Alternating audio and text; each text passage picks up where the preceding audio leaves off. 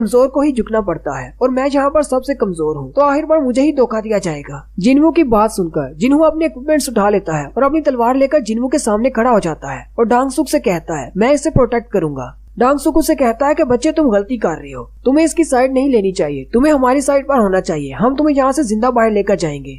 डांगसुक का मैजिशियन दोस्त उसे कहता है अब हमें क्या करना होगा। डांगसुक उसे कहता है अमीर बाप की औलाद को मारना हमारे लिए अच्छा नहीं रहेगा, पहले इस ई रैंक के हंटर को मार डालो, उसके बाद देखते हैं इसका क्या करना है। डांगसुक अपनी तलवार निकाल लेता है और उन दोनों से कहता है क्या तुम दोनों ने आज से पहले कभी किसी इंसान को मारा है। उसी वक्त जिन्वू के पास एक विंडो ओपन होती है जिसमें उसे एक इमरजेंसी क्वेस्ट दी जाती है और इस क्वेस्ट के रूल्स भी वैसे ही होते हैं। अगर वो अपनी क्वेस्ट को पूरा नहीं करेगा तो उसे पेनल्टी दी जाएगी और उसे उस पेनल्टी को पूरा करना होगा और उसकी इमरजेंसी क्वेस्ट ये होती है कि उसे 8 दुश्मनों को मारना है। जिन्वू ये देखकर बहुत ज्यादा हैरान हो जाता है और कहता है आखिर ये सिस्टम मुझे अचानक से ऐसा क्यों कह रहा है। डांगसुक का मैजिशियन दोस्त आगे बढ़ता है और उस पर अटैक करता है। वहाँ पर एक जोरदार धमाका होता है, जिन्वू पीछे की तरफ गिर जाता है। डांगसुक जिन्हो से कहता है अब उसकी फिक्र करना छोड़ो, वो मर चुका है, तुम हमारी साइड पर आ जाओ, अभी भी तुम्हारे पास एक चांस है।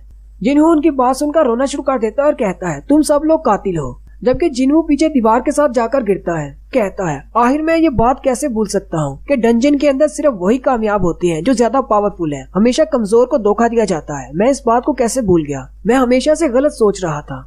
कितनी बार डंजन के अंदर जाते हुए मरते मरते बचा हूँ, हर बार अपनी बॉडी को हील करने के बाद मैं फिर से डंजन के अंदर चला जाता। इस वक्त मेरा सिस्टम मुझे कह रहा है कि सामने 8 लोगों को मार डालो जो कि मेरे दुश्मन है, क्योंकि वो सारे मेरी जान लेना चाहते हैं। अगर मैं इस क्वेस्ट को पूरा नहीं करता तो मेरी पेनल्टी डेथ होगी, क्योंकि मेरा हार्ट रुक जाएगा और मैं मर जाऊंगा। अब मेरे पास सिर्फ एक ही रास्ता बचा है, या तो मैं इन 8 को मार डालूं या फिर खुद मर जाऊं। फिर जिन्वू अपना फैसला कर लेता है और कहता है मुझे इन 8 को मारना होगा और वो उठकर खड़ा हो जाता है। जिन्वू कहता है मैं इस सिस्टम से स्ट्रॉन्ग नहीं बन रहा, बल्कि ये सिस्टम मुझे स्ट्रॉन्ग बना रहा है। अब ये बात बहुत ज्यादा वाज़ेह हो चुकी है कि ये सिस्टम मुझे इस्तेमाल कर रहा है और मैं इस सिस्टम को इस्तेमाल कर रहा हूँ अपने फायदे के लिए। फिर जिन्वू उन सब को मारने के लिए उन सब के सामने खड़ा हो जाता है और यहीं पर हमारी एपिसोड 9 का एंड होता है। एक्सप्लेनेशन अच्छी लगी हो तो कमेंट करके जरूर बताएं, चैनल को सब्सक्राइब कर दें, वीडियो को लाइक और शेयर कर दें। शुक्रिया।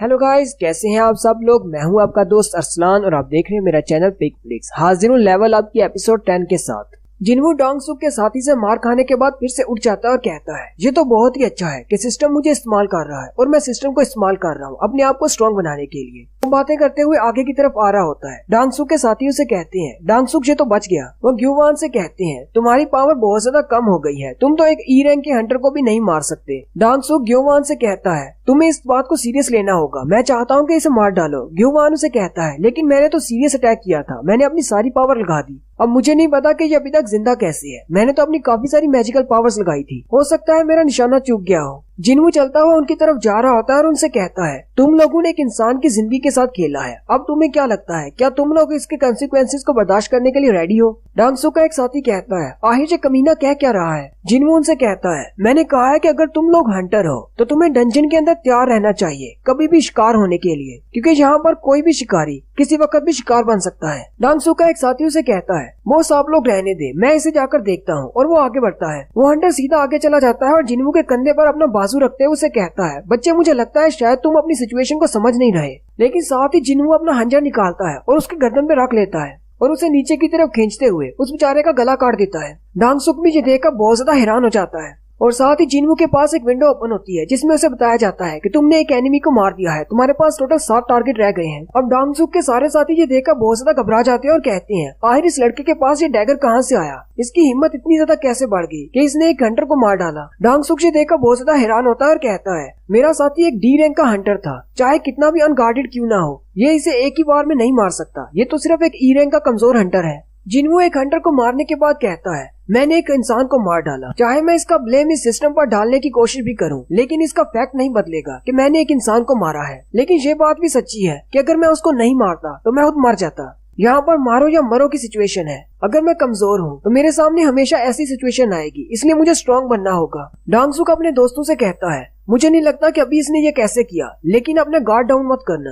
बहुत ही एहतियात के साथ आगे बढ़ो। और साथ ही वो ग्यूवान से कहता है अपनी मैजिकल पावर से इस पर फिर से अटैक करो। ग्यूवान अपने हाथों पर एक फायरबॉल बनाता है और फुल पावर के साथ जिन्वू की तरफ फेंकता है, लेकिन जिन्वू तेजी के साथ उसके फायरबॉल को डॉज करते हुए आगे की तरफ बढ़ता है और उसके हाथ को काट देता है। न सिर्फ उसके हाथ को बल्कि उसकी पूरी बॉडी के छोटे छोटे टुकड़े कर देता है। डांगसुक अब ये देखकर और भी ज्यादा घबरा जाता है। डांगसुक के बाकी के हंटर दोस्त भी भागते हुए जिन्वू को मारने के लिए आगे बढ़ते हैं, लेकिन जिन्वू उनके अटैक से बचते हुए उनमें से एक को मार देता है। दूसरे वाला कहता है, आखिर ये इतना ज्यादा फास्ट कैसे हो सकता है, ये तो सिर्फ एक ई रैंक का हंटर है, मेरे अटैक्स तो बिल्कुल भी वर्क नहीं कर रहे। जिन्वू उस हंटर के ऊपर अपने डैगर की पैरालिसिस इफेक्ट को एक्टिवेट करता है, जिससे उसकी बॉडी मूव करना छोड़ देती है। वो वहीं पर खड़ा चिल्लाना शुरू कर देता है और कहता है, मैं अपनी बॉडी को मूव नहीं कर पा रहा। जबकि बाकी के बचे हुए हंटर ये देखकर बहुत ज्यादा घबरा जाते हैं और कहते हैं, ये लड़का तो मैजिक का इस्तेमाल कर रहा है। जिन्वू बाकी के हंटर्स के ऊपर भी अपने हंजर के पैरालिसिस इफेक्ट को एक्टिवेट करता है और साथ ही ब्लीड इफेक्ट को एक्टिवेट करते हुए उनकी पूरी बॉडी से ब्लड निकलना शुरू हो जाता है। वो सारे चिल्लाकर यही कह रहे होते हैं, आखिर ये है कौन, ये एक ई रैंक का हंटर नहीं हो सकता, ये तो बहुत ज्यादा स्ट्रॉन्ग है।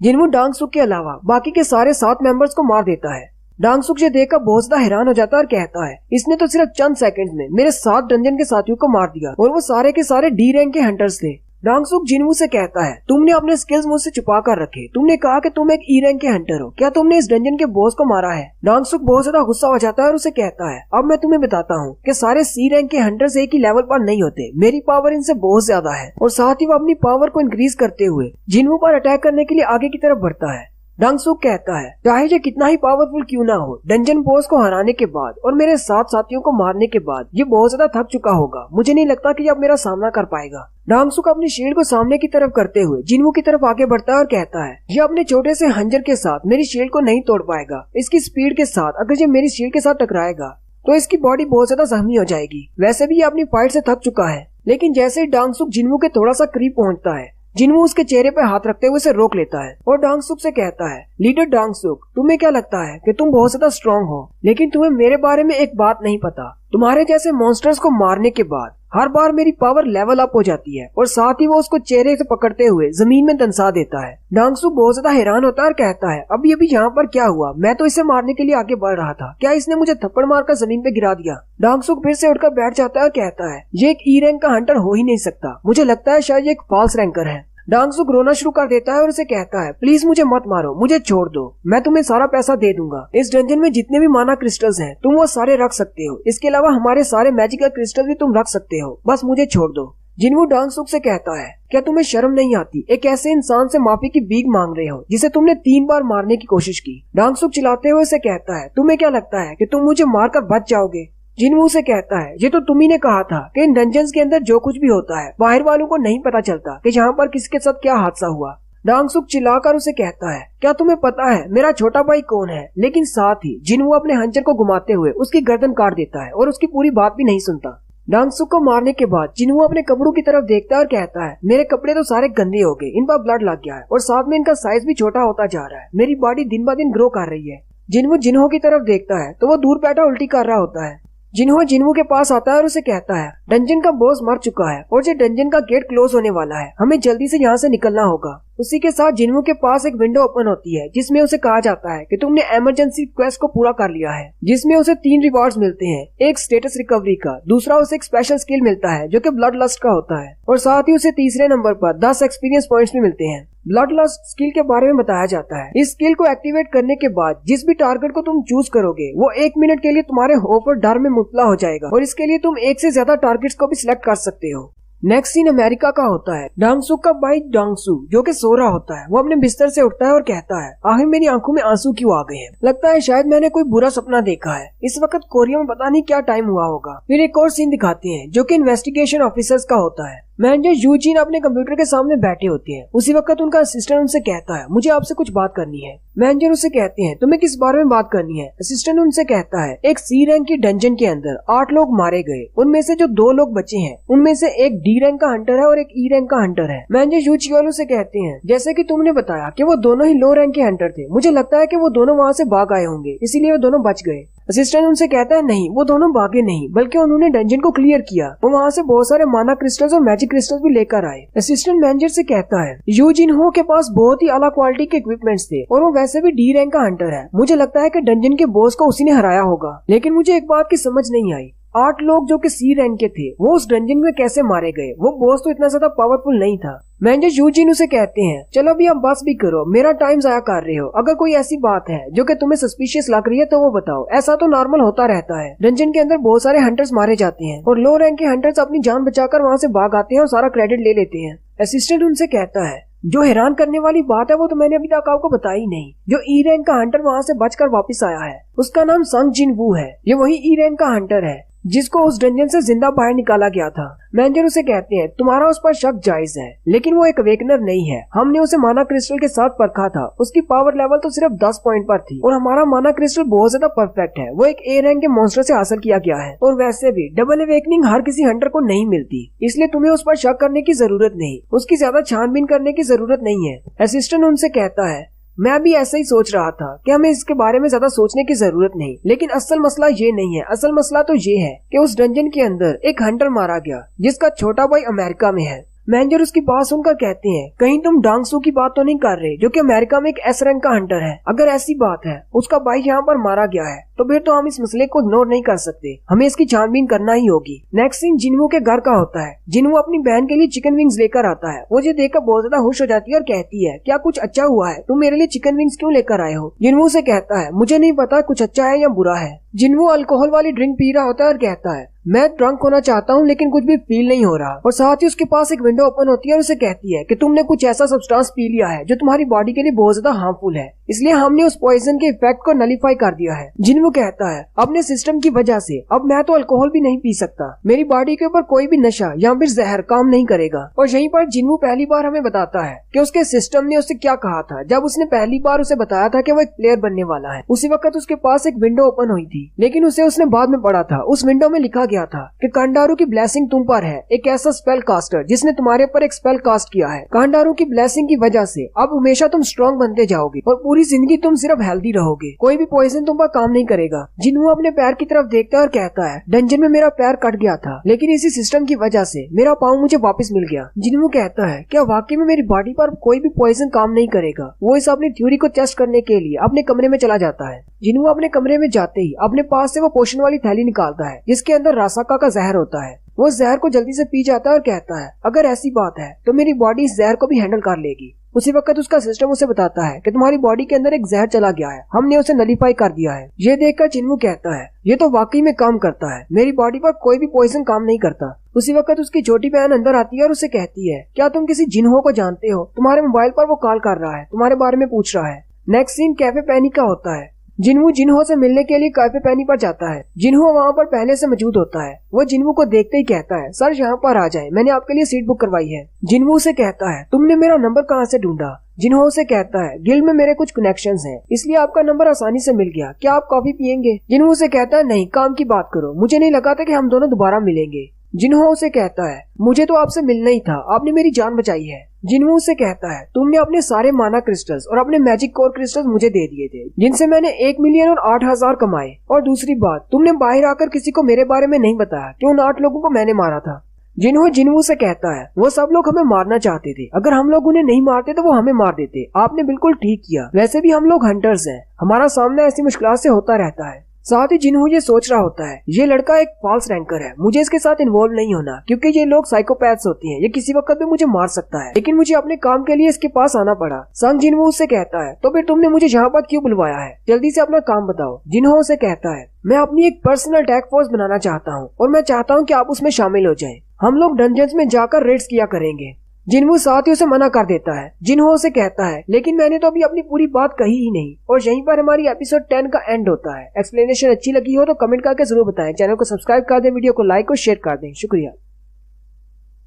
हेलो गाइस, कैसे हैं आप सब लोग। सोलो लेवलिंग की एपिसोड 11 के साथ हाजिर हूँ। जिन्वू को कैफे पैनी पर बुलवाता है और उसे कहता है मैं अपनी एक पर्सनल अटैक फोर्स बनाना चाहता हूँ और मैं चाहता हूँ कि तुम मेरी फोर्स को ज्वाइन करो। जिन्वू से कहता है नहीं। जिन्वू साथ ही उठकर खड़ा हो जाता है और वहाँ से जाने लगता है। जिन्वू से कहता है मैं तो यहाँ पर सुनने के लिए आया था कि तुम मुझसे क्या चाहते हो, लेकिन मेरा कोई इरादा नहीं है तुम्हारी पर्सनल अटैक फोर्स को ज्वाइन करने का। जिन्वू से कहता है तुम्हें बस मेरे साथ 20 बार जाना है डंजन के अंदर, प्लीज मेरा ये काम कर दो। मॉन्स्टर्स को मारने पर हमें जो कुछ भी मिलेगा मैं उसमें से तुम्हें तुम्हारा शेयर लाजमी दिया करूंगा। जिन्वू से कहता है लास्ट टाइम तुम्हें जरा भी एक्सपीरियंस नहीं हुआ, तुम्हें पता होना चाहिए कि डंजन्स के अंदर हम सिर्फ मॉन्स्टर्स को नहीं मारते, बल्कि बाज़ दफा हमें हंटर्स को भी मारना पड़ता है। ये तुम जैसे अमीर बच्चों के खेलने की कोई स्पोर्ट्स नहीं है। मुझे तो लगा था कि इतने सारे हंटर्स को अपने सामने मरता हुआ देखकर तुम दोबारा डंजन में जाने से भी डरोगे, लेकिन ऐसा कैसे हो सकता है? कहीं तुम पागल तो नहीं होगे, या फिर तुम एक गिल्ड मास्टर बनना चाहती हो? जिन्हों से कहता है हाँ मैं गिल्ड मास्टर बनना चाहता हूँ, और साथ ही वो रोना शुरू कर देता है और जिन्हों से कहता है प्लीज मेरी पूरी बात तो सुन लो। जिन्हों से कहता है मैंने तुम्हें बता दिया कि मैं गिल्ड मास्टर बनना चाहता हूँ, लेकिन मुझे लाइसेंस रिसीव करने के लिए एक्सपीरियंस की जरूरत है। वैसे तो कोई भी हंटर इस लाइसेंस को रिसीव कर सकता है, लेकिन लाइसेंस के लिए एक शर्त है कि जिस हंटर को ये लाइसेंस इशू किया जाएगा वो 20 बार डंजन के अंदर गया होना चाहिए। एक बार तो मैं तुम्हारे साथ डंजन में जाकर आ चुका हूँ, अब मुझे सिर्फ 19 बार और डंजन में जाना है, फिर मुझे लाइसेंस मिल जाएगा। हाँ, उसके लिए मुझे एक रिटन टेस्ट भी देना होगा, लेकिन मेरा ब्रेन बहुत ज्यादा तेज है, मैं वो रिटन टेस्ट पास कर लूंगा, मैं पूरी तरह श्योर हूँ। जिन्हों से कहता है मैंने सुना है कि तुम एक बहुत बड़े बाप की औलाद हो जो कि एक आर्किटेक्चर बिजनेस का मालिक है। जिन्हों से कहता हाँ तुमने बिल्कुल ठीक सुना है, मैं ये सब कुछ इसीलिए कर रहा हूँ अपनी कंपनी को हासिल करने के लिए, और ये मेरे डैड के ऑर्डर्स हैं। उन्होंने मुझे कहा है कि मैं एक हंटर गिल्ड क्रिएट करूँ जिससे हमारी कंपनी को बहुत ज्यादा फायदा होगा। साथ ही जिन्हों कहता है डंजन्स बहुत ज्यादा डेंजरस जगह होती है, लेकिन डंजन के अंदर से बहुत ज्यादा ट्रेजर निकलता है जिससे आप बहुत ज्यादा पैसा कमा सकते हैं।